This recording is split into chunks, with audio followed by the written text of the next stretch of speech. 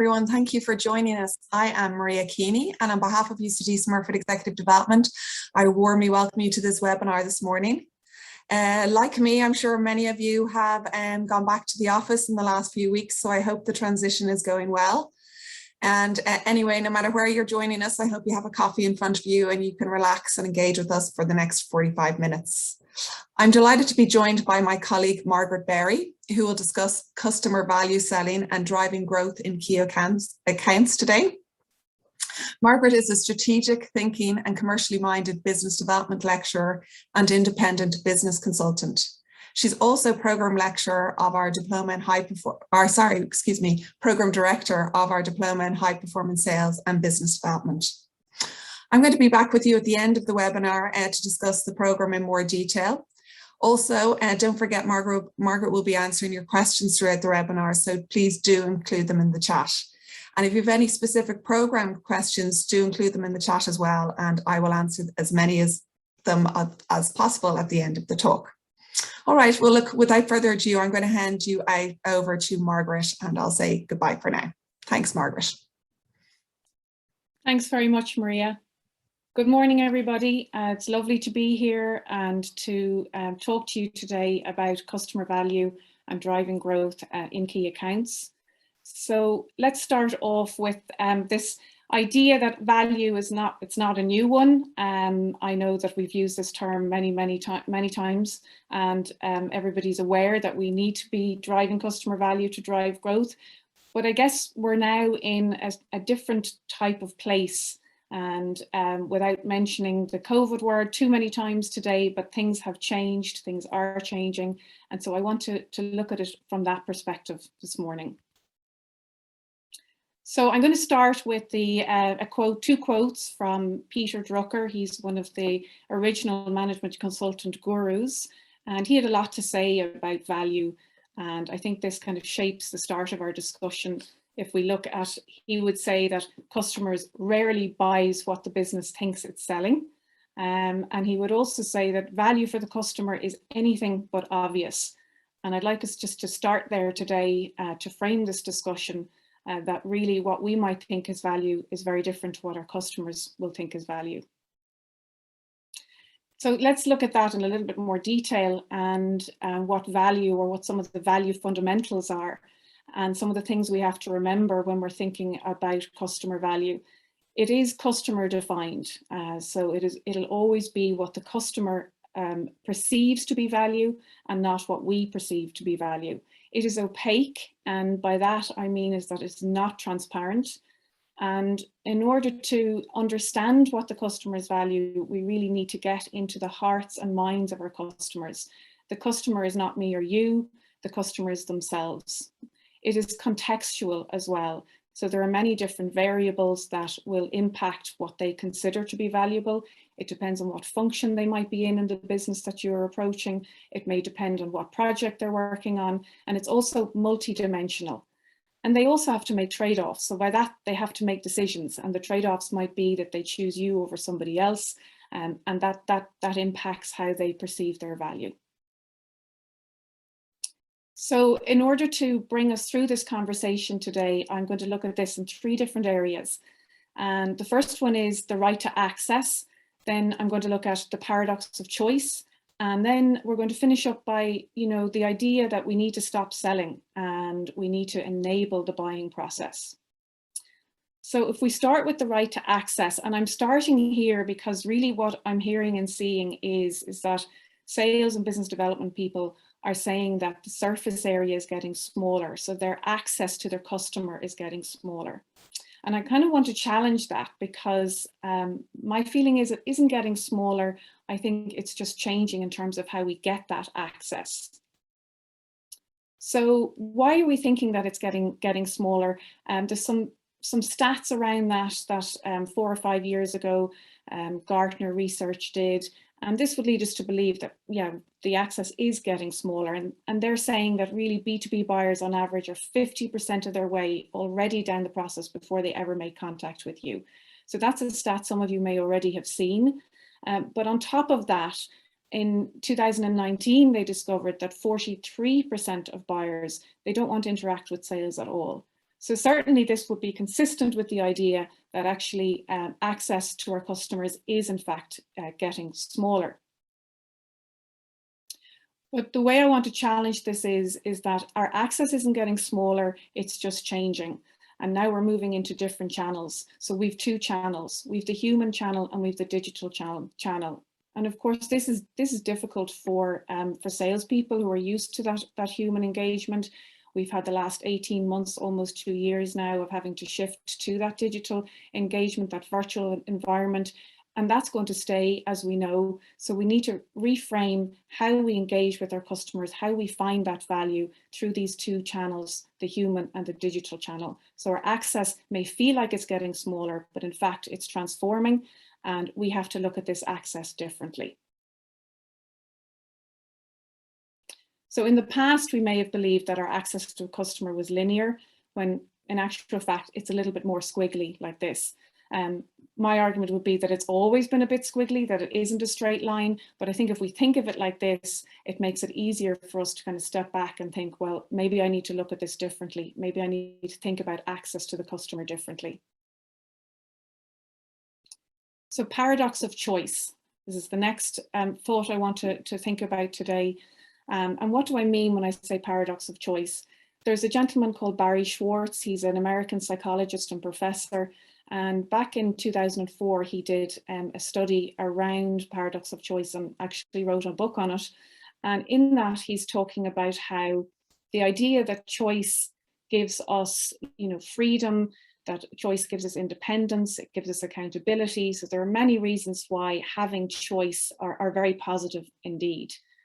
The reality is, though, is that what we need?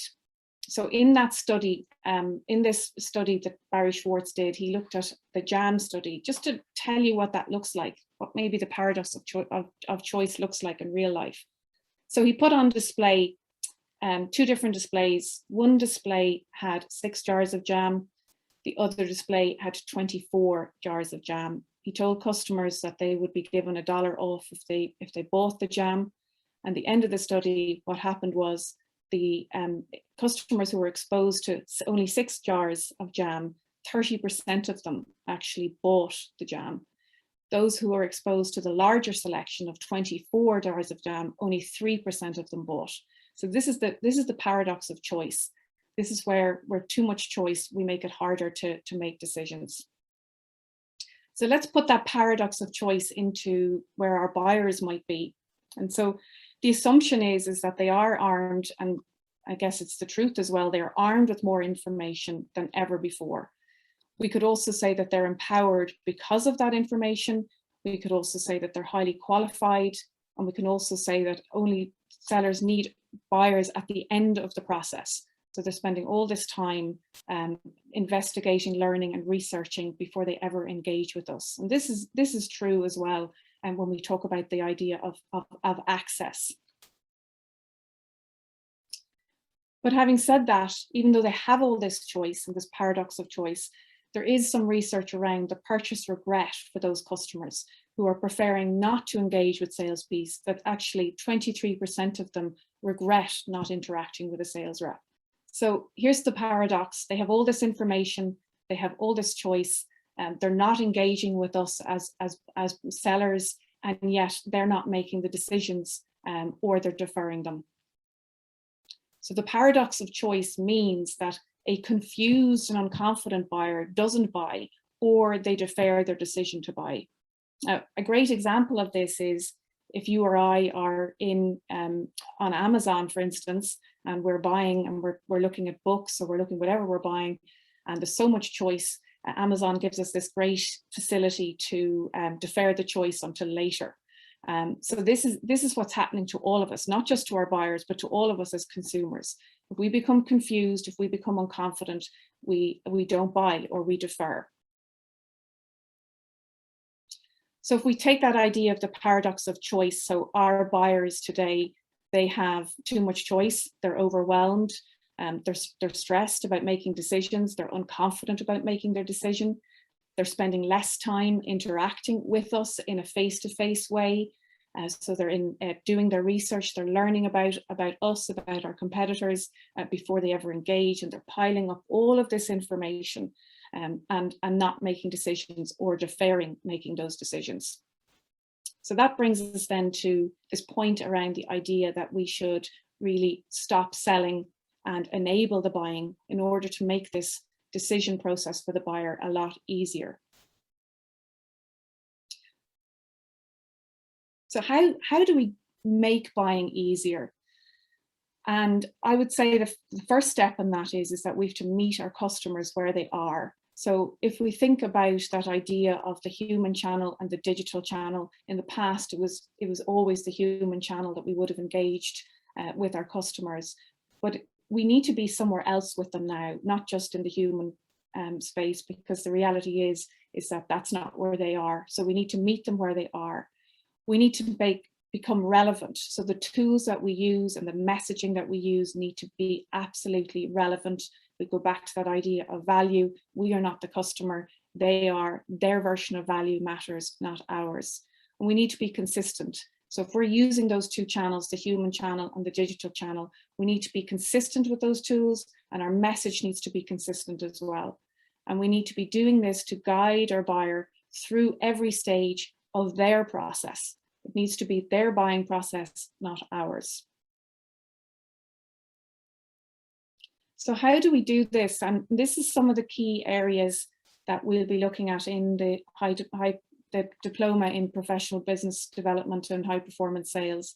This is some of the areas that we will be building on and looking at in more detail. And this one for me is probably the most important one, around marketing and becoming a critical function. And I think in the past we've read that idea that sales and marketing often jam together.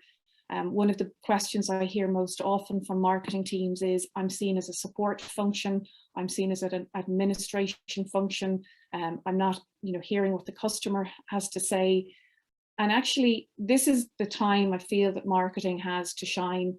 It is marketing's golden age, for want of a better word, because in order for a seller to manage that human and that digital channel, they need to align and integrate with marketing more than ever. So no longer can marketing sit behind the salespeople. They need to be sitting alongside them and to be integrated with them. It is a critical function for your business, both in identifying value, creating value, and communicating that value alongside the sales function. And those outbound efforts, that's what marketing is doing now, creating those really high quality leads, engaging with existing customers, engaging with new customers, and that buyers are listening and learning, and that marketing piece needs to be sitting alongside the sales function. I would argue as well that they need to be also incentivized the same way as your sales team are, so that they become part of this selling process. The second area I would say is around our sales leaders. And I think if we consider our sales leaders, and their mindset and the historical mindset of a sales leader, they're leading a sales force. So they have been trained and through their discipline to hire a sales force, to train a sales force, to deploy a sales force and put them out into the field. And that mindset needs to change, like so many other things, because they're not leading a sales force, but they're the leader of selling within their organization. And this is consistent with what we're seeing in some of the bigger companies where they're appointing chief revenue officers or chief marketing officers, because they're now the leader of selling within their organization. And that idea that every function, including sales, needs to be a center of profit, a center of growth, a center for identifying that value. And it's up to that sales leader to become the leader of sales within their organization. It needs to be a human conversation versus a sales interaction.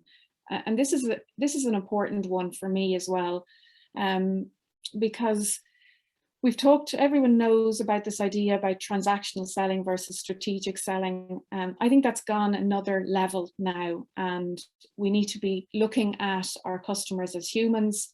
as people who are trying to achieve things in their jobs, just as we are, where they're trying to get tasks completed. And some of those tasks are going to be easier than others. Some of those problems are going to be easier to solve than others. And so by changing it to a human conversation, what do you need? How can I help you? Understanding really what their challenges are and how that might impact their day-to-day, as opposed to a sales interaction where you're trying to push a sale across or meet your target, meet your revenue target. You need to look at this more as I'm dealing with a human who has tasks to get done in the same way as I do. So 2 important things there that the sales leaders need to think about leading, that they're a leader of selling, and they need to have those human conversations.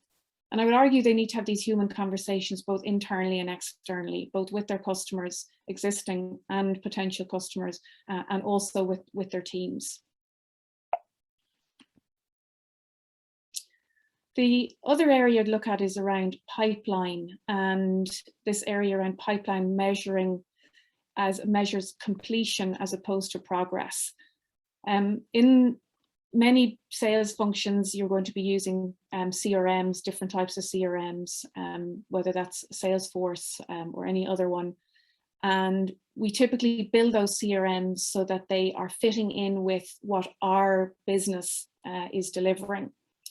And the way sales is changing and the way we are trying to engage with our customers, I think that pipeline needs to change so that it's a customer verified pipeline, so that we're using the metrics that are the same metrics that our customer is using. And the question in order to do that, I would say, is how do you know? How do you know when you reach a stage on your pipeline that it is verified also by the customer? So you might submit pricing for a customer and the pricing's gone, you know it's done. But what's happening on the other side? What's happening inside the customer's business with that price? What are they doing with it? And when is it going to be signed off? And at what part of the completion process is it? So we need to be building that customer verified pipeline. We need to be asking, how do we know that it's verified by the customer? If I was the customer, what would they say with the process that I'm trying to, the stage that I'm trying to reach? Where would the customer, what would the customer say? And we need to be looking at pipelines now that are measuring completion as opposed to progress. So each step needs to be measured in terms of completion. And a great way to do this is to consider the area around jobs. What jobs is the customer trying to achieve along that pipeline? And how do they differ from what we're trying to achieve? And we need to sync those 2 things up. So if we look back and go, well, we've looked at paradox of choice. So they're overwhelmed, this right to access, and we stop selling and enabling buying. What are the other steps that we can do? So we're going to be looking at this in more detail when we're going into the diploma. We're going to be looking at some of the disciplines that are involved in sales in order to create that engagement between marketing and sales. We're going to be looking at some of the disciplines around building your pipeline. We're going to be looking at some of the disciplines around changing that mindset from a sales leader into leading your business, that you're selling sales. And so I'd like to open the floor there to any questions that people might have. And I'll hand back over to Maria if she has some questions already there. Hi, Margaret. Yeah, I have one here from Mark. It's just a query. He says in the slide, paradox said that buyers don't defer or deter buying. However, you said that they do. So he's just a bit confused by that. Oh, yeah. So what I'm saying is that they do defer. So the buyers do actually defer, or they defer the decision, or they don't make the decision at all. Okay, and did the paradox slide say that they don't defer? Well, it should say that they do defer. So okay, they do perfect. Defer. Yeah, thanks for clarifying that. Yeah, they do defer. Thank you. Here's one from Colin. I understand the concept of incentivizing marketeers like we do salespeople, and it is a great idea, but how does it work? How is it measurable? Salespeople are paid incentives based on revenue on deals, so it's easier to calculate. Yeah, no, it's true. And who's asking that question, Maria? Colin. Yeah, so Colin, I think the way I've seen that work before is that if you have a marketing person aligned to a group of accounts that are typically maybe serving one channel, or one type of customer, and you may have a marketing person assigned to that, and they have a percentage then of the targets that the salespeople are also trying to achieve. So they have a percentage of each of those customers that are sitting within that team or within that channel. So I've seen that work very well. Okay, great. Maybe just one final one for the moment. Mary wants to know, you talk about human interaction, and it's the idea of building client relationships rather than selling things they don't need. But this means that you have to really believe in what you're selling. Is this the case? Yeah, so it's a good question. I mean, I think, yeah, of course you have to believe in what you're selling. But I think that part comes, Mary, when you're doing your discovery about your customer. So you need to marry up what you're selling with what your customers' needs are, and perhaps that means you need to change the idea of how you're selling so that they're synced up. So yeah, you absolutely have to believe in what you're selling, and so many businesses now are focusing around the idea of purpose, and supporting their staff to be able to believe and to build their businesses around purpose so that they do believe in what they're selling, and then matching that up with the customers accordingly. Okay, great. And then in terms of recruiting salespeople, do you think that sales is an innate talent, or is it something that you can learn? Yeah, that's a great question, Maria. So in the this program, the Diploma in High Performance Sales and Business Development, we're going to be focusing quite a bit around discipline. I think in the past we would have said that sales was a kind of a fly by night. It was typically people who were quite extroverted, who would be involved in sales. And I think now that is changing. I think you need to be disciplined, and you need to be repeating the tasks and the tools that you do. And we're going to be looking at that in the High Performance Sales and Business Development Diploma. We're going to be going into it in detail. What are the type of disciplines that you need as a salesperson? I would also add to that there's a lot of research around now about this idea of extroversion versus introversion. And, you know, again, in the past, they would say that a salesperson would be typically more successful because they're extroverted, and that's untrue. And actually now what we're seeing is the skill set that a salesperson needs, this idea of research and digging in, is often aligned with that combination of introversion and extroversion. So I fundamentally believe there are disciplines that need to be put in place that we can learn and we can use on a repeatable basis in order to become successful or more successful at selling. Okay, great. And here's a question from Richard. So how do you keep your sales team motivated? And do you think that coaching salespeople or having an in-house coach is a good idea? Yeah, absolutely, Maria. And I'm glad somebody raised that. One of the things that I would really like to see more of happening in sales, which doesn't happen, and I understand why, because sales leaders are typically really busy, and you know they're trying to meet their targets. They're firefighting just like our buyers are, and they're being flooded with information. But I would like to see more sales leaders spending time coaching their team by doing this idea of kind of a day, a month with each of their sales team, where they actually go from start to finish in the day, meeting a customer, whether that's virtual or whether that's in person. Hopefully it'll be in person as we progress. But I'd like to see more of sales leaders coaching or getting coached for somebody to sit alongside, identify what people are doing in terms of best practice, what's working, what's not working. Because at the moment, I think this whole idea around sales and selling is really, like so many functions, is really evolving. And that story isn't finished evolving yet. So in terms of coaching, I'd like to see that happen. I'd like to see somebody sitting down with salespeople and spending that time with them, a day, a month, identifying best practice and bringing them back into the business. Okay, great, because it's interesting. There is a coaching module on the diploma in high performance sales and business development, and it's always one of the more popular ones. And sometimes people, some of the executives on the course are experiencing it for the first time and see how helpful it can be in the sales process. Yeah, and it is. It's about finding that time and the skills, Maria, exactly, to coach and to train your team. Great. So the question here from Donal: how does this relate to driving growth in key accounts? Maybe if you could just provide some more detail or an example. Yeah, so I think if we're looking at this idea of getting closer to your customer, and that at the moment it's harder to do that.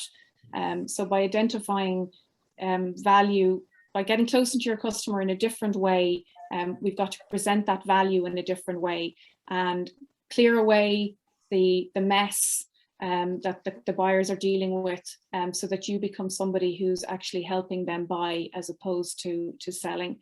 So yeah, I can give you good examples of a scenario where we were selling into a very big, large FMCG company, and they were dealing with multiple suppliers for one product, 7 or 8 suppliers for one product.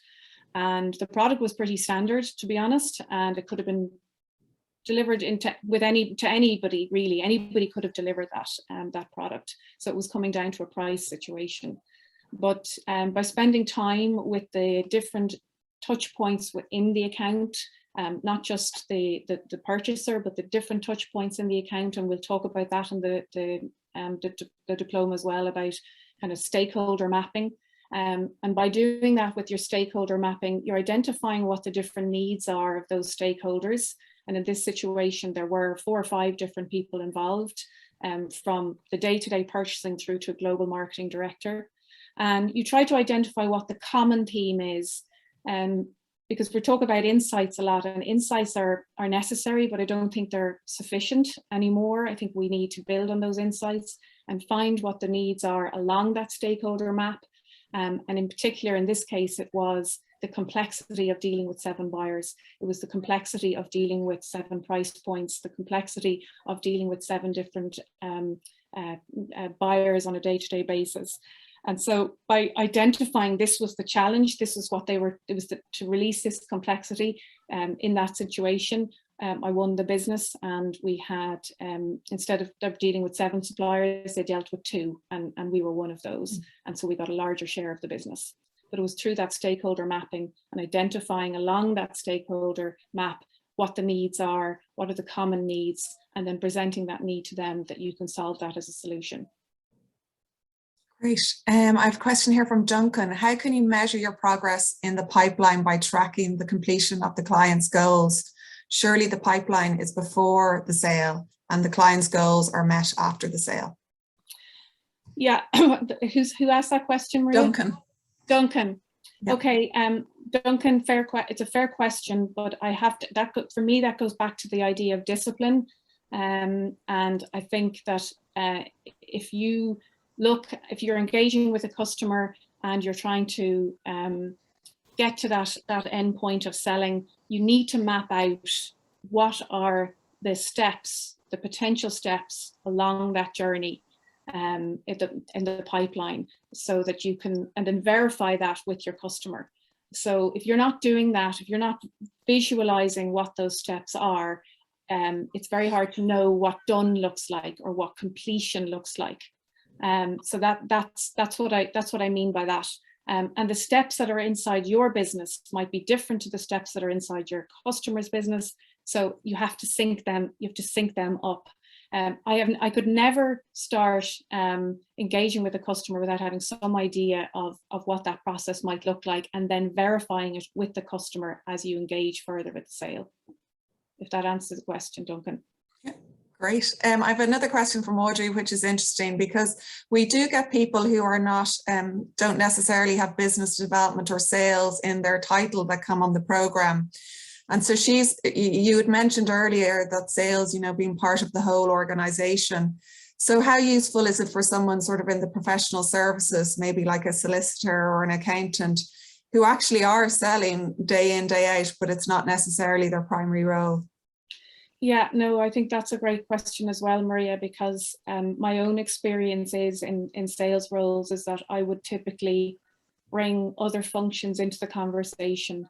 And, you know, whether you're in the legal profession or whether you're in any other profession, you ultimately, in order to be in business, you need to create a customer. And if you're in business, you have a customer. And if you have a customer, then you need to be selling. And if you're selling, you need to be creating value for them, because that's how you make money. People will exchange money for that value that you deliver.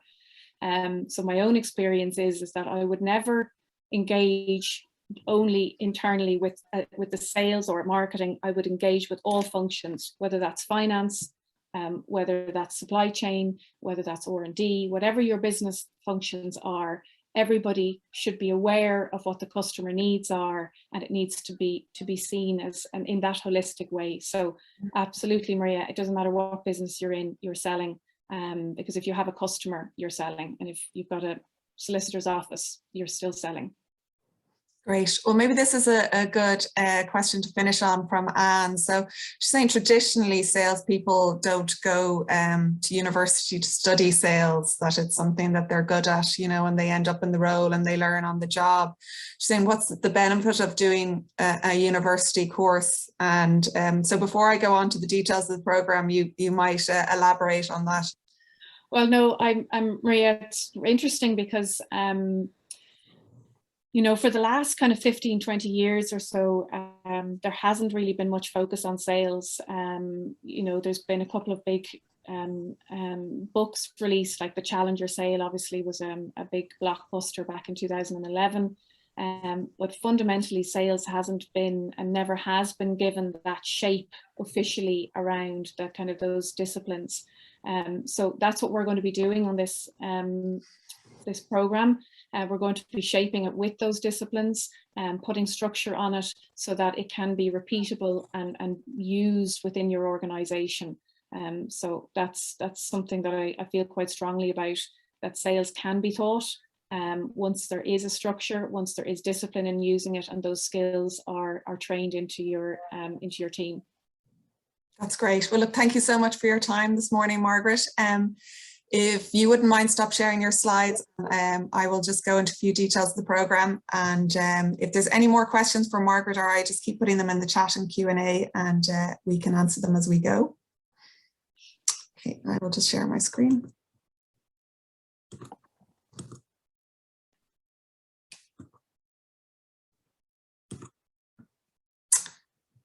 Now, Margaret, can I just ask you, can you see that there? I can, yeah. Great. Yeah.